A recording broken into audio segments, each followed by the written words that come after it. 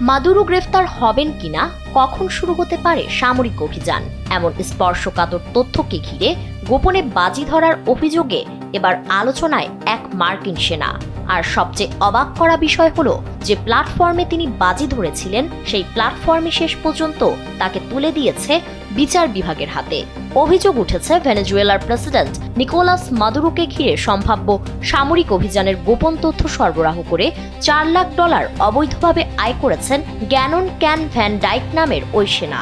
গরমে আরাম নিয়ে হবে না হাহুতাশ, ঘুরলে পরে ওয়ালটন ফ্যান বাতাস আর বাতাস।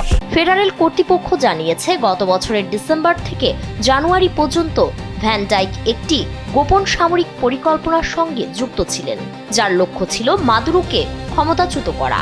এই গোপন তথ্য কাজে লাগিয়ে তিনি একটি অনলাইন পূর্বাভাস ভিত্তিক বাজির প্ল্যাটফর্মে মোট 13টি ভিন্ন বাজি ধরেন। তবে বিষয়টি বেশি দিন গোপন থাকেনি। অস্বাভাবিক লেনদেন শনাক্ত করে প্ল্যাটফর্ম কর্তৃপক্ষই তাকে চিহ্নিত করে এবং বিষয়টি আইনশৃঙ্খলা বাহিনীকে জানায়। এরপরই শুরু হয় তদন্ত। এ ঘটনায় তার বিরুদ্ধে সরকারি গোপন তথ্যের অপব্যবহার, জালিয়াতি সহ একাধিক অভিযোগ আনা হয়েছে।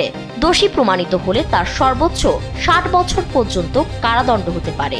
ঘটনাটি ঘিরে রাজনৈতিক মহলেও শুরু হয়েছে আলোচনা। বিশেষজ্ঞদের মতে, যুদ্ধ বা রাজনৈতিক পরিস্থিতি নিয়ে বাজি ধরার এই প্রবণতা দিন দিন বাড়ছে, যা শুধু নৈতিকতার প্রশ্নই তোলে না, বরং নিরাপত্তা ব্যবস্থার দুর্বলতাও সামনে নিয়ে আসে।